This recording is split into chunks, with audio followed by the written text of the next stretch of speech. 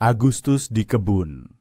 Biasanya, kita mengira ini adalah saatnya panen raya dan waktu untuk sedikit bersantai, bukan?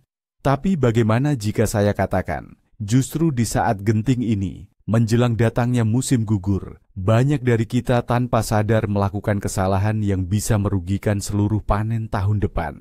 Kesalahan ini begitu licik, karena seringkali kita melakukannya dengan niat terbaik, mengira sedang membantu tanaman-tanaman kita. Hari ini, kita akan mengungkap rahasia ini, dan Anda akan tahu persis apa saja yang tidak boleh Anda lakukan di kebun dan taman di penghujung musim panas ini. Dan percayalah, jawabannya pasti akan mengejutkan Anda. Mari kita selami lebih dalam, mengapa Agustus bukan sekadar akhir musim panas, melainkan periode transisi yang sangat krusial bagi setiap tanaman di kebun Anda. Sepanjang musim semi dan awal musim panas, semuanya terasa mudah. Banyak matahari, banyak air, dan pertumbuhan pun pesat. Namun Agustus mengubah aturan mainnya. Tanaman menerima sinyal dari alam. Waktunya bersiap menghadapi musim dingin. Mereka berhenti aktif menumbuhkan daun dan batang hijau, lalu beralih ke proses-proses internal yang sama sekali berbeda dan tak terlihat oleh mata. Memahami hal ini adalah kunci untuk mengungkap kesalahan terbesar kita. Mari kita bayangkan, kita berada di kebun Anda, tepat di pertengahan Agustus. Jelajahi setiap sudutnya dalam benak Anda. Apa yang Anda lihat? Ledakan pertumbuhan yang begitu memukau di bulan Juni, kini terasa mereda. Semak-semak tak lagi bersemangat menjulur ke arah matahari. Warna hijau cerah dan rimbun, yang menjadi identitas kebun Anda sepanjang musim panas, seolah sedikit meredup. Tunas-tunas baru, jikapun ada, muncul dengan malu-malu, seolah tidak yakin apakah harus terus berkembang. Tampak seolah seluruh kehidupan di kebun Anda sedang mengambil jeda sejenak. Dan tepat di momen inilah, saat melihat pemandangan ini, sebuah pemikiran paling berbahaya muncul di benak kita. Pemikiran yang didorong sepenuhnya oleh kasih sayang dan kepedulian kita pada peliharaan hijau kita. Kita melihat semak kismis atau hydrangea yang tampak lesu, dan kita berpikir, kasihan sekali, dia kelaparan. Dia butuh kekuatan segera. Reaksi pertama kita, yang bersifat naluriah, adalah membantu, mendukung, memberi dorongan untuk pertumbuhan baru. Kita menganggap perlambatan alami ini sebagai masalah yang harus segera diperbaiki. Dan disinilah letak akar dari kesalahan fatal di bulan Agustus. Ketika kita melihat kondisi kebun yang menurut kita tampak menyedihkan ini, apa yang biasanya kita lakukan? Betul sekali, kita segera bergegas menuju gudang tempat tersimpan harta karun berkebun kita, kantong-kantong dan botol-botol pupuk andalan. Tangan kita secara otomatis meraih solusi ajaib yang selalu sukses membantu di musim semi dan awal musim panas. Kita ingat betul, bagaimana setelah menggunakannya, semuanya tumbuh pesat, seolah di depan mata. Logika kita tampak sangat kuat. Jika tanaman kekurangan tenaga, tentu saja harus dipupuk. Berikan asupan nutrisi, agar ia kembali segar, menghijau, dan segera memunculkan tunas-tunas baru. Kita bertindak dengan niat terbaik, sungguh-sungguh percaya bahwa kita sedang menyelamatkan kebun kita. Kita bahkan sudah membayangkan, seminggu lagi semua akan kembali subur dan mekar. Namun, justru pada saat ini, ketika kita dengan antusias melarutkan lagi vitamin ke dalam penyiram air, tanpa kita sadari, kita justru mendorong tanaman kita ke dalam perangkap yang berbahaya. Kita tidak membantu, melainkan sebaliknya, justru menempatkan mereka dalam bahaya. Di bulan Agustus, musuh utama kita justru pupuk nitrogen. Ya, betul sekali. Nitrogen yang sama, yang dulu di musim semi begitu kita nantikan. Pemicu pertumbuhan hijau yang subur. Dialah elemen yang sama, yang membuat mentimun dan labu kita berdaun rimbun. Dan bibit-bibit muda melesat tinggi, berlipat ganda dalam hitungan minggu. Namun justru Dia, Sang Penolong setia sepanjang musim, di penghujung musim panas berubah wujud menjadi perusak utama. Penggunaan pupuk tinggi nitrogen di bulan Agustus bukan sekadar kesalahan. Ini adalah bom waktu yang Anda tanamkan sendiri, dengan tangan Anda, tepat di bawah sistem perakaran seluruh taman Anda.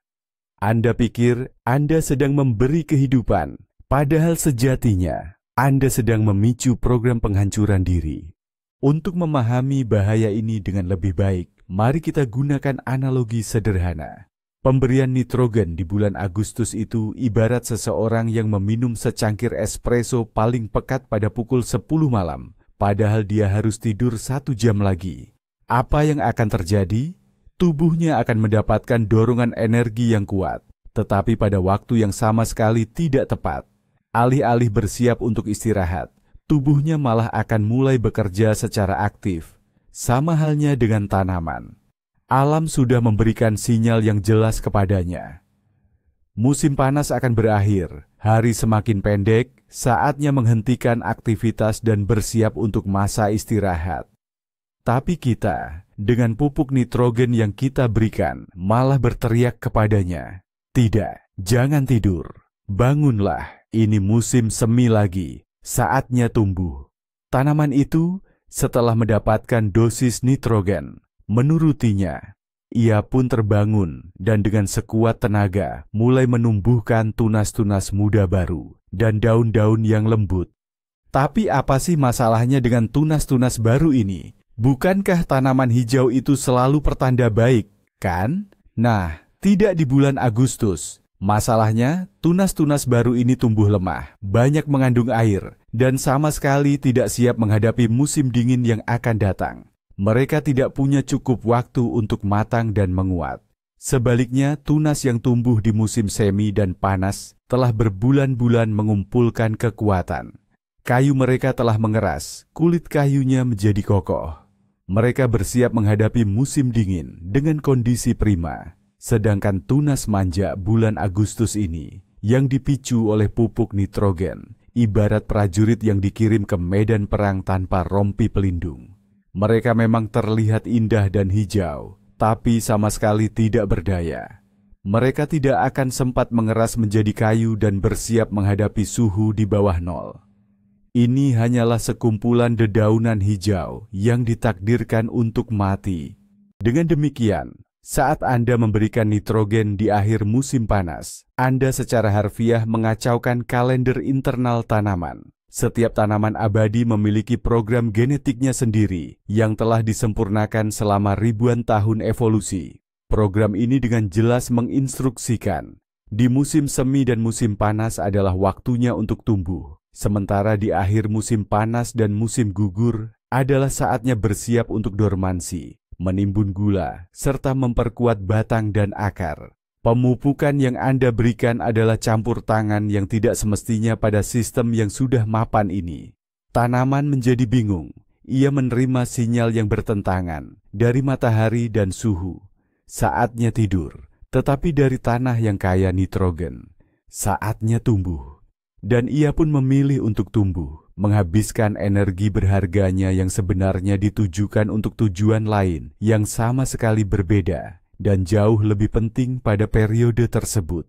Anda memaksanya bekerja lembur, padahal seharusnya ia sudah memasuki masa istirahat yang memang layak ia dapatkan. Dan inilah hasil yang menyedihkan, namun sebenarnya sudah bisa ditebak. Saat memasuki Oktober atau November, embun beku pertama yang serius pun datang melanda. Lalu, apa yang terjadi pada tunas-tunas hijau yang begitu rapuh, yang dengan penuh kasih sayang, Anda genjot pertumbuhannya dengan nitrogen itu? Seketika itu juga, mereka menghitam dan mati. Bekunya embun beku merobek sel-selnya yang lembut dan penuh air. Anda menyaksikan dengan mata kepala sendiri bagaimana semua bantuan Anda di bulan Agustus berubah menjadi ranting-ranting yang mati dan tak bernyawa. Itu hanyalah bagian paling jelas dan kentara dari masalah tersebut. Tanaman itu tidak hanya tidak mendapat manfaat, tapi juga membuang-buang sumber daya untuk pertumbuhan yang sama sekali sia-sia. Pertumbuhan yang tak berguna ini nantinya akan membusuk, menjadi sarang empuk bagi perkembangan penyakit jamur.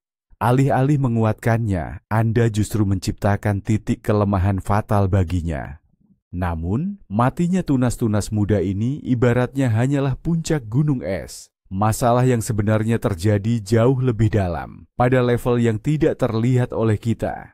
Tanaman yang tertipu oleh pemupukan nitrogen telah menghabiskan seluruh cadangan strategisnya untuk menumbuhkan dedaunan hijau yang sebenarnya tidak perlu. Semua nutrisi yang seharusnya dialokasikan untuk memperkuat sistem perakarannya, mematangkan cabang-cabang utama yang sudah tua, dan mengumpulkan cadangan gula demi keberhasilan melewati musim dingin. Semuanya terbuang sia-sia. Akibatnya, tanaman tersebut memasuki musim dingin dalam kondisi lemah, kehabisan energi, dan lapar. Ini ibarat seseorang yang bukannya menimbun persediaan makanan untuk musim dingin, justru menghabiskan seluruh uangnya untuk bersenang-senang di musim panas.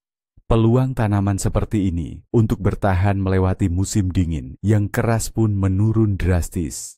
Mari kita ambil contoh konkret yang pasti akrab bagi banyak pencinta kebun. Kita ambil saja ratu kebun, si mawar. Bayangkan, di pertengahan Agustus, Anda memupuk tanaman mawar kesayangan Anda dengan pupuk nitrogen.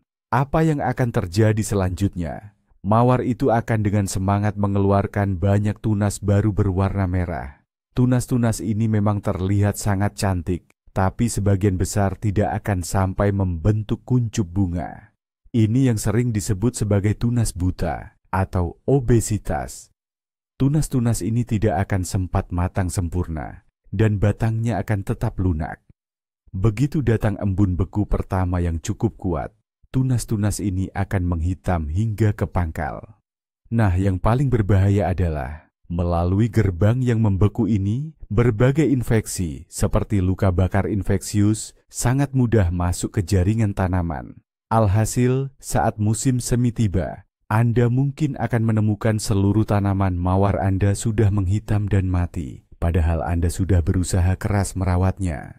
Atau, coba kita ambil contoh pohon buah-buahan kita, seperti apel, pir, dan plum. Sekilas, apa sih salahnya kalau mereka menghasilkan sedikit pertumbuhan baru lagi di bulan Agustus? Tapi, logikanya sama saja. Kelebihan nitrogen justru mendorong pohon untuk terus bervegetasi, menghambat proses pematangan yang seharusnya. Akibatnya, kayu pada ranting-ranting muda tidak sempat mengeraskan diri dan matang sepenuhnya untuk bersiap menghadapi musim dingin. Kayu itu tetap lunak, lembek, dan kaya akan air. Saat musim dingin tiba, hal ini menyebabkan munculnya retakan beku, celah-celah yang dalam pada kulit batang, yang kemudian menjadi luka terbuka bagi masuknya berbagai penyakit. Selain itu, kayu yang belum matang sempurna ini juga lebih rentan mengering akibat hembusan angin dingin di musim dingin. Jadi, niatnya ingin memiliki pohon yang kuat dan sehat, tapi pada akhirnya kita justru mendapatkan pohon yang rapuh dan mudah terserang penyakit. Sekarang, mari kita beralih ke kesalahan lain yang dampaknya sangat serupa. Banyak pemilik kebun melihat kebun mereka sudah mulai rimbun atau sedikit tidak teratur, memutuskan untuk merapikan dan mempercantiknya di bulan Agustus. Mereka mengambil gunting pangkas atau gunting kebun dan memulai pemangkasan yang intensif untuk membentuk tanaman. Mereka memangkas dahan semak-semak, merapikan pagar hidup, dan menata tajuk pohon. Logikanya jelas, ingin semuanya terlihat rapi dan teratur menjelang musim gugur.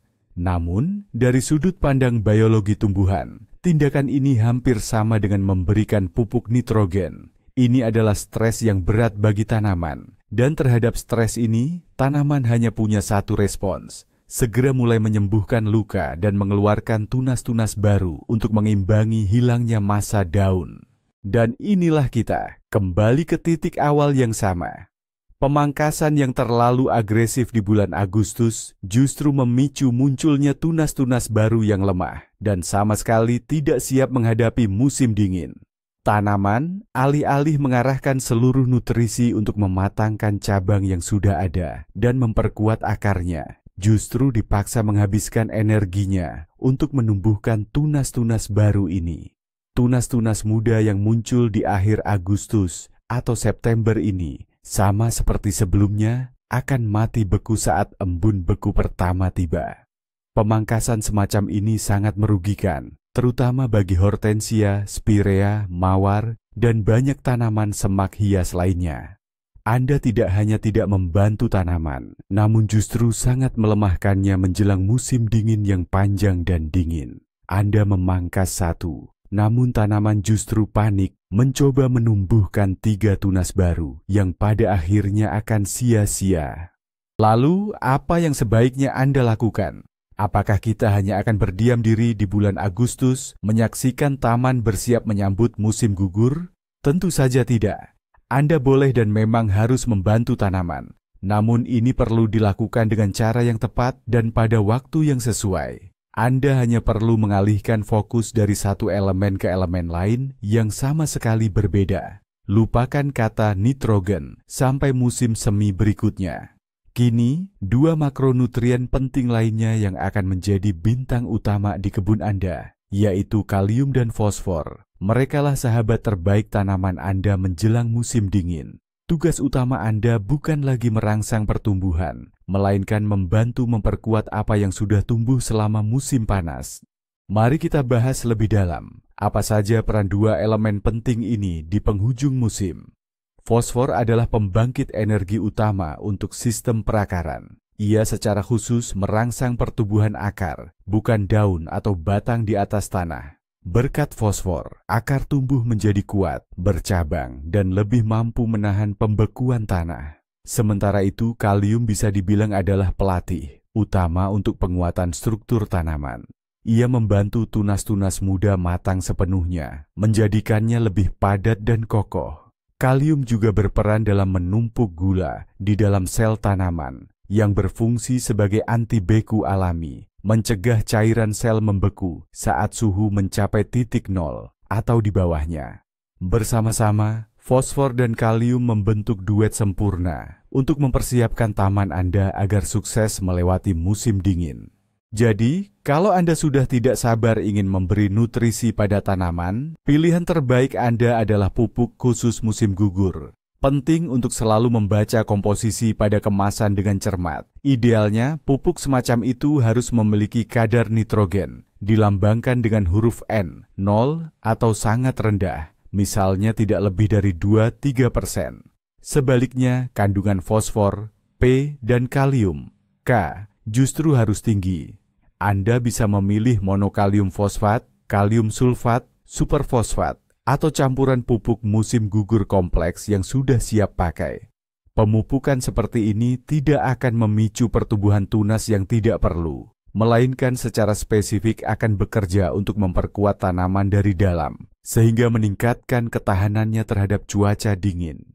Selain nutrisi, ada hal penting lainnya yang berkaitan erat, yaitu penyiraman. Jika sepanjang musim panas kita berusaha memberikan air sebanyak mungkin untuk tanaman, maka di bulan Agustus strategi ini perlu diubah, terutama untuk pohon dan semak tahunan. Penyiraman harus dikurangi secara bertahap. Mengapa? Air yang berlebihan, sama seperti nitrogen, adalah stimulan pertumbuhan. Dengan mengurangi jumlah air, kita memberikan sinyal yang jelas kepada tanaman. Musim kemarau akan tiba, saatnya mengakhiri masa pertumbuhan. Ini membantu tanaman lebih cepat memasuki masa dormansi dan fokus mempersiapkan diri untuk musim dingin. Tentu saja, jika terjadi kekeringan parah, tanaman tetap perlu disiram, tetapi tidak sebanyak di bulan Juli. Omong-omong soal pemangkasan, ingat, kita pernah membahas kalau tanaman itu tidak boleh dipangkas terlalu pendek, kan? Nah, ada satu hal lagi yang perlu diingat. Jangan memangkas bunga-bunga yang sudah layu pada beberapa jenis tanaman. Misalnya, pada Hydrangea paniculata dan arborescens. Memang sih, mungkin kuntum bunga yang kering itu kelihatannya kurang sedap dipandang. Tapi, selama musim dingin, mereka akan berfungsi sebagai pelindung alami. Mereka akan menahan salju dan melindungi tunas-tunas bagian atas, tempat tumbuhnya bunga tahun depan, dari hawa dingin yang membekukan dan angin es yang menusuk. Jadi, ketidakrapian Anda di musim gugur ini justru akan menghasilkan bunga yang lebat di musim panas berikutnya. Nanti, setelah musim semi tiba dan ancaman embun beku yang parah sudah lewat, Anda bisa dengan tenang melakukan pemangkasan sanitasi dan pembentukan. Kesalahan umum lainnya terkait stres pada tanaman adalah ini. Banyak orang mengira bulan Agustus adalah waktu yang tepat untuk memindahkan dan membelah tanaman tahunan. Cuaca tidak terlalu panas, tapi masih hangat. Padahal bagi banyak tanaman, ini sudah terlambat. Bunga peoni, phlox, dan hosta yang dipindahkan pada akhir Agustus mungkin tidak punya cukup waktu untuk berakar kuat di tempat baru sebelum musim dingin tiba. Sistem akar yang rusak saat pembelahan tidak akan pulih. Akibatnya, tanaman akan memasuki musim dingin dalam kondisi lemah dan mungkin mati. Waktu terbaik untuk membelah sebagian besar tanaman tahunan adalah awal musim semi atau akhir musim panas hingga awal musim gugur. Tapi, setiap tanaman punya waktu optimalnya sendiri, jadi sebaiknya cari tahu dulu sebelumnya. Bobby? Sekarang, mari kita luruskan kesalahpahaman terbesar di bulan Agustus yang menghantui banyak pekebun. Mitosnya begini, tanaman yang sehat adalah tanaman yang terus tumbuh subur dan hijau. Memang benar di musim semi dan panas, tapi di bulan Agustus, situasinya berbalik total. Tanaman yang sehat dan cerdas di bulan Agustus adalah tanaman yang berhenti tumbuh aktif. Tanaman yang mulai menguningkan daun-daun bagian bawahnya, bersiap untuk meranggas. Tanaman yang ujung tunasnya mulai mengeras dan berubah warna dari hijau menjadi kecoklatan. Tanaman yang sehat di bulan Agustus adalah tanaman yang bijak dan tepat waktu bersiap untuk istirahat musim dingin yang layak. Dan tugas kita adalah tidak menghalanginya, tetapi justru membantunya dengan hati-hati.